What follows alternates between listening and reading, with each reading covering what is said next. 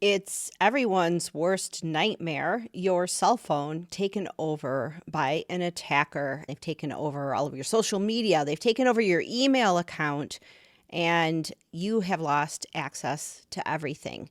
We've seen SIM swap attacks and the ramifications that these have on people's digital currency, their bank accounts, and so much more. Now we are seeing SIM swap attacks with even wider ranging impact. We're going to take a look at an article, but stick around or jump to the end of the video where I tell you how you can protect yourself against these types of attacks, no matter what kind of phone you're using. Let's take a look at this article in Ars Technica. It was posted on October 17th, 2024, and it details how a SIM swap attack was involved in an alleged Bitcoin pump and dump scheme. This looks at what actually happened. So U.S. officials charged a man with compromising the official Twitter or X account of the Security and Exchange Commission for purpose of posting false information that caused the price of Bitcoin to spike.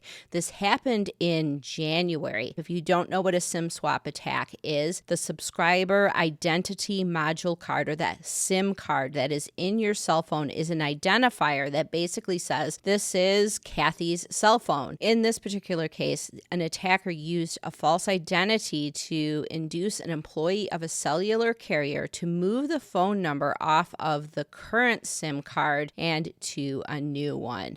According to the indictment that was unsealed basically a couple weeks ago, this was used to provide two-factor authentication for the SEC's X account. This authorized the commission personnel to post official communications on X. One of the people connected to this used the 2FA code to compromise the X account to tweet false information that caused the price of a single Bitcoin to increase by $1,000. So they posted that today the SEC grants approval for Bitcoin ETF for listing on all registered national security exchanges. This caused the price of Bitcoin to go up $1,000. Once it became apparent that the SEC account had been hijacked, then price of Bitcoin fell by $2,000. So wide-ranging impact here. The ETF is an exchange-traded fund, and in late 2023, the SEC was signaling that they were in the process of deciding whether or not Bitcoin would be eligible for trading as part of an ETF. The outcome was widely anticipated. SEC approval was expected to legitimize the currency and open investments to a much larger number of investors. Prosecutors identified that Eric Council Jr. of Athens, Alabama, was part of a criminal group aimed to profit by publicizing the fake decision to drive a spike in the value of Bitcoin and then sell large amounts of the currency that they had acquired at a much lower price. So this is the anatomy of what happened with that SIM swap and how it occurred. On January 9th, a co-conspirator identified the victim CL as having authorized access over the telephone number, the SEC.gov X account. Counsel was the perpetrator in this, and he received instruction from a co-conspirator to perform a SIM swap of the victim's cellular telephone account, which was maintained by AT&T. So he actually went into an AT&T store in Huntsville, Alabama, presented identification card in the victim's name. He claimed to be an FBI employee who broke his phone and needed a new SIM card, and obtained a new SIM card tied to that account. On or about January 9th, 2024, after obtaining that SIM card, counsel then went to an Apple store and purchased a new iPhone for the purpose of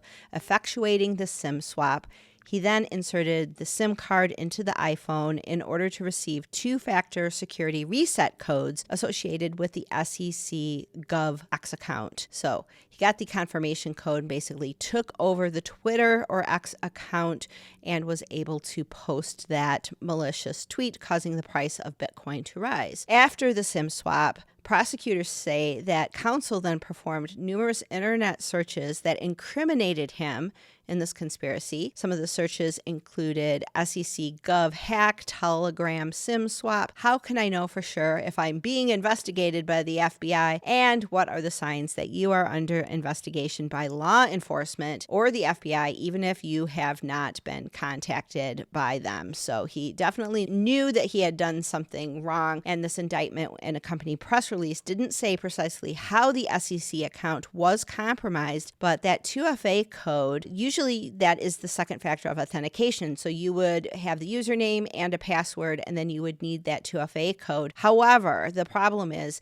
if you've got the 2FA code and you do a forgot password routine, this can actually help you to reset the password, especially if you gain access using that SIM card to other things like the email account associated with the SEC Gov account. So there could be a number of different triangulations of that attack vector that could have hinged upon that 2FA code coming over SMS. If you want to read this article, it is linked down below. We see this SIM swap attack had a very high profile target in its sights, the SEC Gov X account.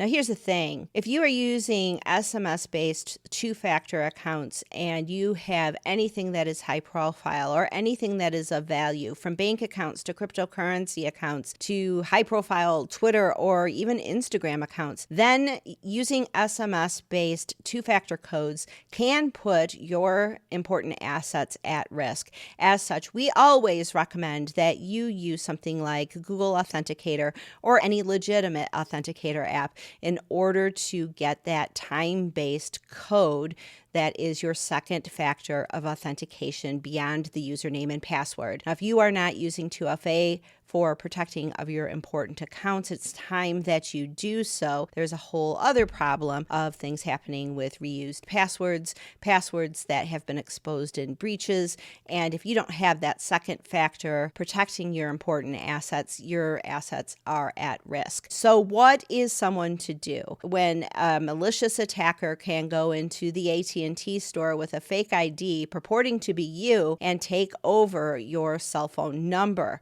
What are the things that you can do in order to protect yourself? Well, first of all, if anything ever seems funky with your cell phone and it's not connecting to towers, you're not getting calls, don't wait until tomorrow to solve it. Solve it right then and there. Contact your cell phone provider immediately and get a resolution, because the longer an attacker can have access to your cell phone number and you have any of those SMS codes associated with any important accounts, then that attacker can start then taking over your assets, and you can lose things like cryptocurrency, your bank account, and so much more.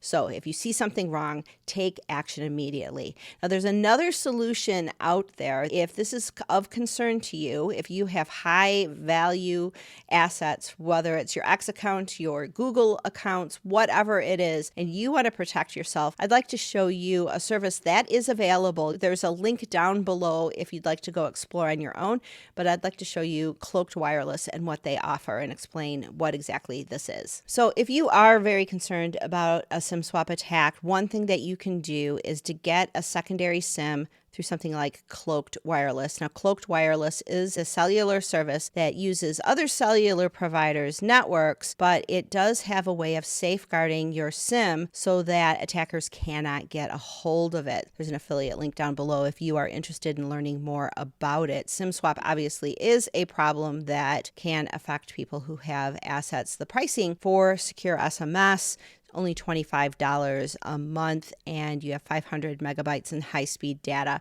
So you can actually set up your cell phone to have two SIM cards. If you have an iPhone, I know that that's possible, and it's possible with other cell phones as well. So you can keep your number and then just get an additional number that you use for highly sensitive SMS messages. That way, the secondary SIM from Cloaked Wireless cannot be socially engineered away from you, because support and operations staff don't have access to modify user accounts. They have different authentication options, TOTP, FIDO, and WebAuth, and they are also backed by powerful 5G networks. You can learn all about it on their site. And you have the option to pay with Bitcoin if that is important to you. So you have the option of switching your number over and having Cloaked Wireless be your primary wireless provider. Or again, you can do that second SIM card as well. So you can learn more about everything that this offers. And I will let you go read more about it.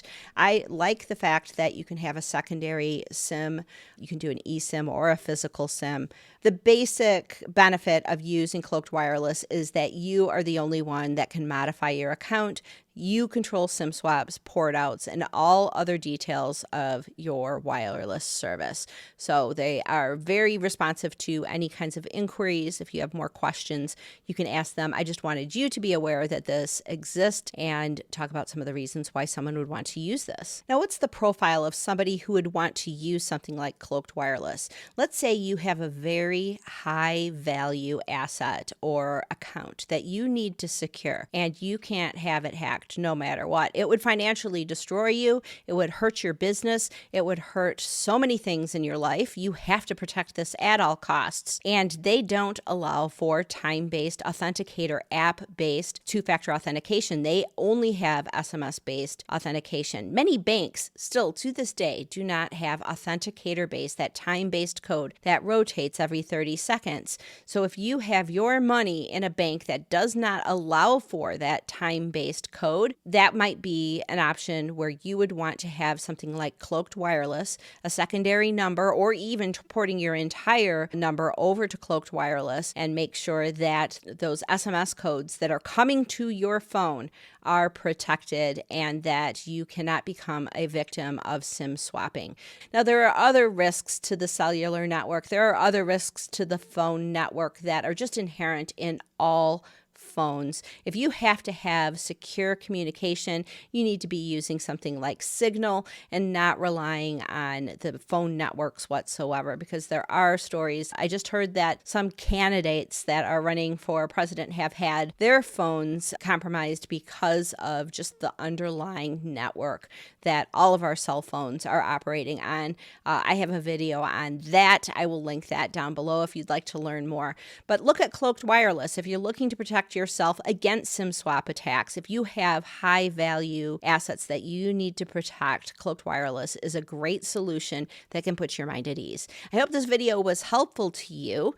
Give me a like. Let me know if you use Cloaked Wireless and your experiences in the comments below, and we will see you in the next video.